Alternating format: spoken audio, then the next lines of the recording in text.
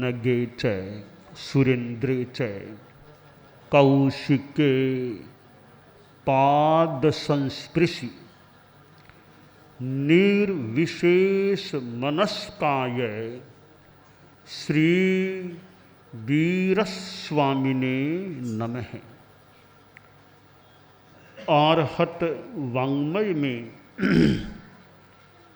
कहा गया है, थम्भाव कोहाव मयप्पमाया गुरुस्सगासे विनयम न सिखे सोचेव उ तस् अभूइ भावो फलंग कीयस वहाय होई। शास्त्र में विनय समाधि नामक 4 समाधियों में से एक प्रकरण है और 10वें आलियम जो आगम है उसके 9वें अध्ययन के 4 विभागों में से यह पहला विभाग विनय समाधि है। आदमी को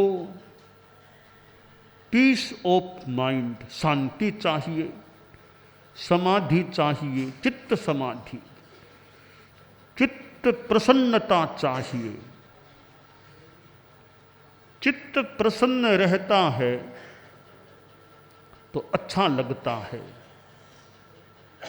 चित्त की प्रसन्नता होती है तो मामूली बीमारी भी कोई इतनी परेशान नहीं करती, चलती है, कोई खास बात नहीं। आदमी का चित्त दुखी बन जाए फिर थोड़ी कठिनाई भी कई बार बड़ी लगने लग सकती है। तो चैतसिक प्रसन्नता जीवन में रहती है तो एक उपलब्धि है। चारित्रात्माओं के संदर्भ में चित्त समाधि कह दे, वह रहती है तो एक अच्छा लगता है। तो चित्त समाधि की प्राप्ति के अनेक उपाय हैं। वैसे 4 समाधियां बताई गई हैं, उनमें यह एक समाधि विनय समाधि है कि विनय से भी आदमी को शांति समाधि की प्राप्ति हो सकती है। आदमी में अहंकार भी आ सकता है, घमंड आ सकता है, पर घमंड सामान्यतया हितकर नहीं होता। साधु हो या गृहस्थ, अभिमान घमंड वो बढ़िया चीज नहीं होती, फालतू चीज होती है। ज्ञान है वह एक पक्ष है, बहुत महत्वपूर्ण पक्ष है, पर ज्ञान के साथ भी घमंड ज्यादा हो जाए तो फिर ज्ञान की विद्वत्ता की शोभा में कमी आ सकती है। एक आचार्य थे, उनका अपना संप्रदाय था, एक गण के वे मुखिया थे, अनेक साधु साध्वियां उनके समुदाय में थे और आचार्य धीरे धीरे वृद्धावस्था की ओर बहुत बढ़ गए। तब उनके मन में आया कि मुझे अब उम्र काफी बढ़ गई है, 80 के निकट आ रहा हूं। अब तक मैंने पीछे की व्यवस्था घोषित नहीं की है, अब 80 के निकट आ गया हूँ, तो इस विषय में मुझे चिंतन कर लेना चाहिए, और कब क्या करना, किसको करना, वो एक मानसिक रूप में तो स्पष्ट हो जाना चाहिए। एक रात में आचार्य पश्चिम रात्रि में उठे, तो सोचा आज मैं इस बारे में कुछ सोचूं, चिंतन करूं। कई बार पश्चिम रात्रि का समय एक अच्छी स्फुरना का, चिंतन का, विचार का, अनुप्रेक्षा का, आत्मचिंतन का हो सकता है। ये 2 बजे, 3 बजे, 4 बजे, 5 बजे का ये तो पश्चिम रात्रि का समय है। इसमें अपनी धर्म जागरणा, आत्मचिंतन और कोई व्यवस्था पक्ष का भी आवश्यक हो तो चिंतन मंथन, थोड़ा अच्छा समय वह चिंतन के लिए भी हो सकता है। यूँ तो साधना के लिए बहुत बढ़िया समय है पश्चिम रात्रि का। हमारे चारित्रात्माएं उपस्थित हैं। पश्चिम रात्रि का जो समय है उसका उपयोग थोड़ा स्वाध्याय में, एक अनुप्रेक्षा में, एक जप में इस अच्छा किया जाए तो मानो अमृत वेला, वो अमृत वेला है। वो सुबह का हमारा समय है 4 बजे के आसपास, 3 बजे 4 बजे जाग जाए और जितना टाइम मिले, घंटा, पौन घंटा, सवा घंटा अपना जप करे, ध्यान करे, कोई स्वाध्याय करे, चितावना करे, ऐसा चिंतन मनन, आत्मचिंतन, अनुप्रेक्षा करे तो वह समय बढ़िया है। कि समय का अपना अपना एक महत्व हो सकता है। कौन सा समय किस कार्य के लिए बढ़िया रहे। हर समय हर कार्य सामान्यतया करना संभवतः बढ़िया नहीं। जैसे उदाहरण के लिए अब वो पश्चिम रात्रि का समय है, वो इतना अध्यात्म साधना का, चिंतन मनन का, उस टाइम कोई अखबार पढ़ना शुरू कर दे, वो टाइम नहीं है अखबार पढ़ने का। वो 4-5 बजे उठा, लाइट चलो अखबार पढ़ें, अब आज का अखबार आ गया पढ़ लो।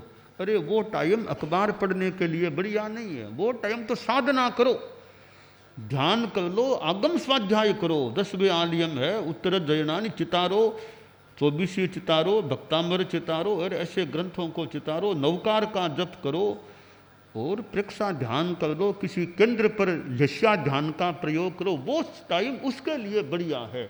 वो सुबह का टाइम अमृत वेला, तो वो काम बढ़िया है।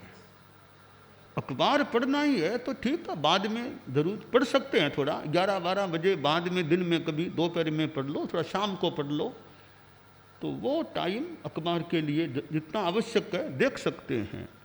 बाकी अब सुबह का समय है, एक जगह प्रवास है, तो 8 बजे 9 बजे अपना आगम हाथ में रखो तो बढ़िया है। और कोई लेखन पठन करो, अध्ययन करो, वो बढ़िया है। व्याख्यान की तैयारी कर लो, व्याख्यान देना है तुमको, तो व्याख्यान में जाने से पहले आधा घंटा, पौन घंटा टाइम जितना मिले, थोड़ा पन्ना देख लो, डायरी देख लो, कुछ किताब देख लो, आगम पढ़ लो, तुम्हें जो बखान में बोलना है, तो वो समय उसके लिए बढ़िया है। तो वो सामान्य पत्र पत्रिकाओं का अपना महत्व हो सकता है, कोई उनकी आसाधना नहीं, पर कौन सा समय किसके लिए, इतना तो हमें विवेचन रखना चाहिए। तो ये सुबह का समय 8, 9, 10 ये व्याख्यान हो रहा है, तुम या तो व्याख्यान सुन लो या एक जगह बैठ के अपना काम करो, कोई लेखन पठन वो काम कर लो। तो समय टाइम मैनेजमेंट की जो बात आती है, हमारे साधु साध्वियाँ समरियाँ टाइम मैनेजमेंट के बारे में भी कोई वक्तव्य देने वाले भी हो सकते हैं, कोई जानने वाले। तो हाँ, टाइम मैनेजमेंट बढ़िया, किस समय क्या काम करना। अब दोपहर का समय है, लोगों को सेवा ही करानी है, रूटीन में दोपहर को करा दो। अब सुबह सुबह सेवा में ज़्यादा टाइम जरूरी नहीं हो तो उस टाइम स्वाध्याय जप लेखन पठन कर लिया। दोपहर में 2 बजे, 3 बजे, 1:30 बजे जो भी व्यवस्था टाइम, लोगों को सेवा करा दो, करानी है तो यह है। बाकी तो एंड टाइम जो जरूरी काम वो ही करना हो सकता है।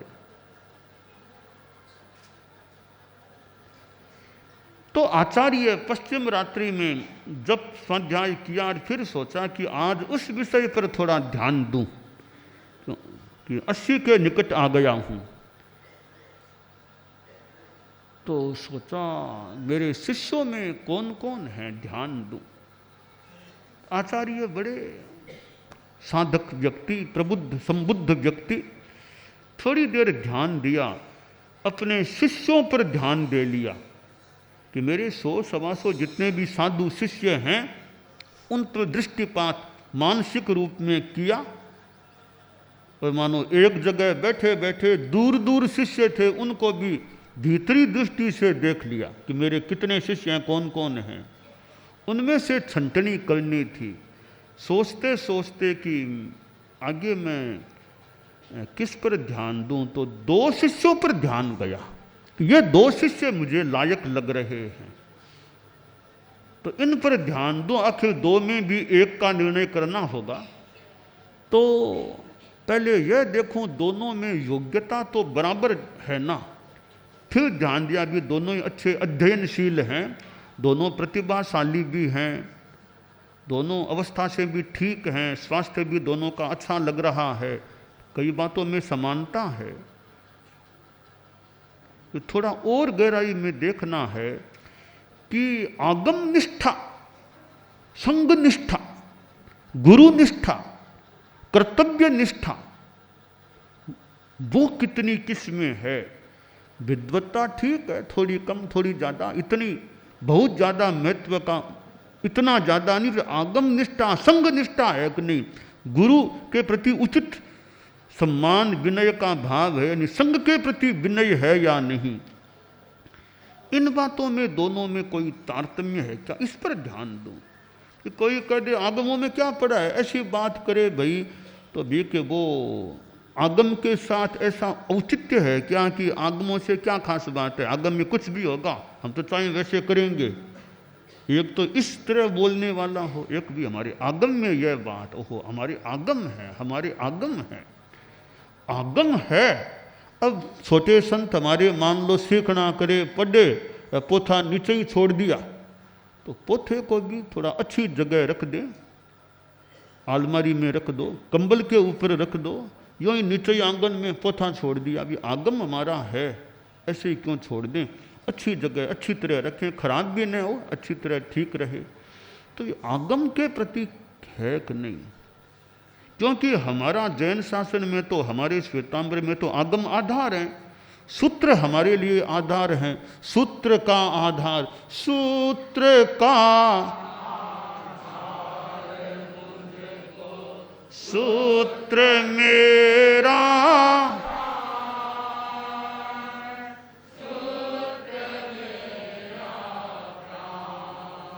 सूत्र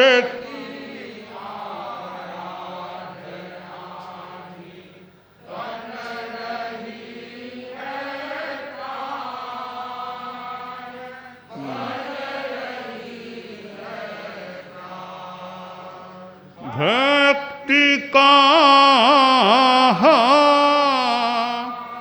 भक्ति का,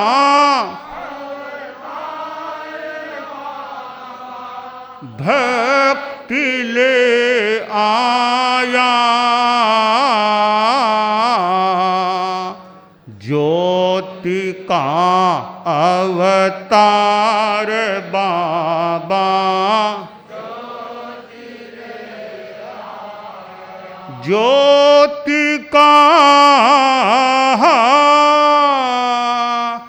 ज्योति का आभावलय आलोक गहराया, ज्योति का अवतार बाबा,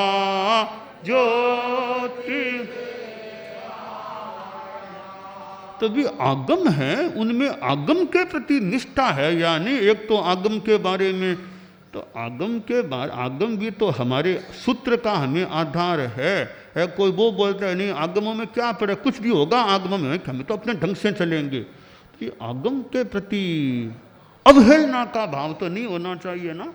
अवहेलना तो आगम की कैसे करें। तो ये भी देखना चाहिए संग के प्रति निष्ठा कि संग मेरा है। तो मौका आए तो ऐसा नहीं कि छोटी मोटी बात फिर मुख से निकल जाए संग छोड़ दूं, संग छोड़ दूं, संग मुक्त हो जाऊं, संग, ऐसी मुंह से बातें निकलती है या संग के प्रति निष्ठा है कि भाई छोटी तुच्छ बातों को लेकर कहीं नहीं, मरेंगे तो संग में कभी मरेंगे, अच्छा वो संथारा लेकर कभी जाएंगे, तो संग निष्ठा है यानी। तो इस पर भी ध्यान देना। एक दिन आचार्य जी ने उपवास किया, उपवास का अगले दिन पालना किया। सोचा वो परीक्षा भी दोनों की करनी है, आज थोड़ा स्वास्थ्य थोड़ा अनुकूल भी, थोड़ा मुंह और ठीक नहीं है, तो पालना तो कर लिया था।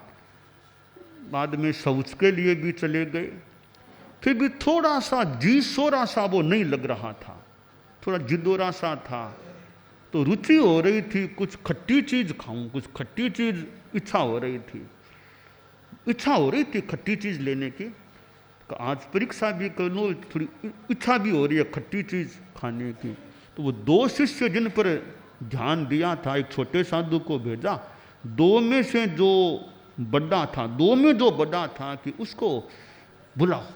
तो वो छोटा मुनि गया, उन मुनि जी को वंदना की कि आपको आचार्य श्री याद फरमा रहे हैं। तो वो मुनि जी तो क्या काम हो गया अभी आचार्य श्री के, मैं अभी बैठा था, क्यों बीच में बुला लिया? कि मुझे तो पता नहीं, गुरुदेव ने कहा उसको बुलाओ। तो ऐसे ये हर जब कभी बुला लेते हैं, हमारे और काम नहीं है क्या कोई? फिर भी आया तो सही, आया बुनना भी नहीं की, तो क्या काम है बोलो, क्या काम है आपके मेरे से? कम काम, आज थोड़ा मुंह मेरा पालना ठीक नहीं, कोई कैरी कहीं हो तो ले आओ, कोई घरों में जाओ श्रावकों के, कोई कैरी मिले तो लाओ, रोटी थोड़ी कैरी हो ना, थोड़ा मुंह थोड़ा साफ। तो क्या कैरी मंगाते हो? कैरी लाना कलपता है साधु को, खाना कलपता है कैरी? फालतू बातें करते हो आप इतने बड़े कैरी की बात करते हो। तो बोलने, गुरु को यहाँ अंट बोलने लग गया। गुरु थोड़ी अवस्था भी थी, अच्छा कोई बात नहीं, गुरु बड़े शांत थे, कोई बात नहीं, तू बैठ जा, बैठ। अब गुरुजी ने छोटे साधु से कहा दूसरे उस मुनि को बुलाओ। तो वो गया कि मुनि श्री गुरुदेव आपको याद फरमा। अच्छा गुरुदेव तत्काल उठे, रजोगुण लिया, आए, वंदना की, बिना बोले हाथ जोड़ के खड़े हो गए, मतलब मैं तैयार हूँ जो भी आदेश। तो गुरु ने कहा कि आज थोड़ा पालना किया था ना, तो मुंह ठीक नहीं हुआ है, थोड़ा खट्टी चीज़ की रुचि हो रही है, कोई कैरी कहीं मिल जाए तो देखो। टैट गुरुदेव। अब वो ओगा लिया और झोली पात्री डाली, रवाना हो गए, आज्ञा ली, रवाना हो गए। संत बोले हम साथ क्या जरूरत है, गुरुदेव का काम है, अकेला जा सकते। अकेले गए, कुछ घरों में गए और कहीं वो कैरी का अचार मिल गया, कैरी का अचार। तो वो कैरी का अचार, थोड़ी कोई रोटी लेकर के आ गए और गुरुदेव के पास के, तो गुरुदेव मालूम किया कि मिल गया है मुझे। गुरु उसको देखा, पसीना आया हुआ था, तेज गति से चल के आए थे। रख दो, बैठ जाओ, तुम बैठो, आराम करो। अब गुरु ने खैर वो जो भी लियाक नहीं लियाक जो भी, गुरु ने सोचा रे दोनों ही साधु यूँ तो अध्ययनशील हैं रे, परंतु देखो उसको बुलाया तो वो ढंग से बात भी नहीं की, वंदना भी ऐसे बोलने भी लग गया, का कल्पता है कि आप क्या ऐसे मंगवा रहे हो। इसको भी यही कहा कैरी लानी है, तो ये भी तो बोल सकता था कैरी क्यों मंगा रही हो। तो ये गया, कुछ नहीं पूछा, कैरी का अचार लेकर आ गया। इसका मतलब दोनों में इस बात में तो अंतर है ना, एक थोड़ा उग्रवादी, उग्र स्वभाव का सा है, यह थोड़ा शांत है, समझदार है, विनीत है, ठंडा है। बात को पकड़ा कि कैरी का मतलब क्या है। इतना तो गुरुजी भी जानते हो ना, कैरी सचित नहीं खाना जानते ही होंगे, तो फिर कैरी का तो मतलब क्या, तात्पर्य क्या, बात का तात्पर्य समझने का प्रयास करना चाहिए। शब्द हैं, अब शब्द का तात्पर्य क्या है वो समझना चाहिए। कि सैंधव माने, अब सैंधव माने भोजन का टाइम है, का सैंधव माने, तो सैंधव के दोनों अर्थ हैं, घोड़ा भी है, नमक भी है। अब भोजन के टाइम में कहा सैंधव माने, तो घोड़ा ला के खड़ा कर दे तो क्या काम का। तो भोजन का टाइम है तो नमक ला के रखो, हाँ यात्रा का हो तो भी घोड़ा ला के रख दो, तो कि ये समझता है बात को। तो मानसिक निर्णय कर दिया, दोनों ही ठीक है, पर तारतम्य से देखो तो ये छोटे वाला ज़्यादा ठीक है। खैर घटना प्रसंग या कल्पना जो भी है, यह है कि निष्ठा कि ज्ञान है, ज्ञान के साथ वो व्यवहार कैसा है, संग के प्रति निष्ठा कैसी है, आगम के प्रति निष्ठा कैसी है, और हमारा व्यवहार बड़ों के रत्नाधिक हैं, रत्नाधिकों के प्रति व्यवहार कैसा है। जो रत्नाधिक संत हैं, मान लो रत्नाधिक हैं तो बड़े हैं, तो बड़े ही है ना, तो बड़ों के प्रति एक हमारा, हमसे जो बड़े हैं, मेरे से जो बड़े, तुमसे जो बड़े, तुमसे जो बड़े, अपने से जो बड़े हैं। जैसे ये साधु है देव कुमार, इससे बड़े मान लो केसी है, तो इसके लिए केसी भी रत्नाधिक हैं, केसी के लिए कुमार समन जी रत्नाधिक हैं, कुमार जी के लिए और बड़े रत्नाधिक। वो ऐसे करते करते जो जिससे बड़े हैं वे उसके लिए सम्माननीय हो जाते हैं। तो रत्नाधिकों के प्रति उचित सम्मान, और तो ठीक है, उचित देखना होता है किसके कितना बोलना भी है, तो ये कितने, एक तो बहुत बड़े संत हैं, बहुत बड़े हमसे, उनके साथ कैसे बोलना, एकदम बराबरी से उनके साथ कैसे बोलना। तो वो रत्नाधिकों के प्रति व्यवहार, यो हमारा ये विनय समाधि है, वो विनय हमारे जीवन में रहेगा, निरहंकारता रहेगी, तो हमारे चित्त में भी समाधि रह सकेगी।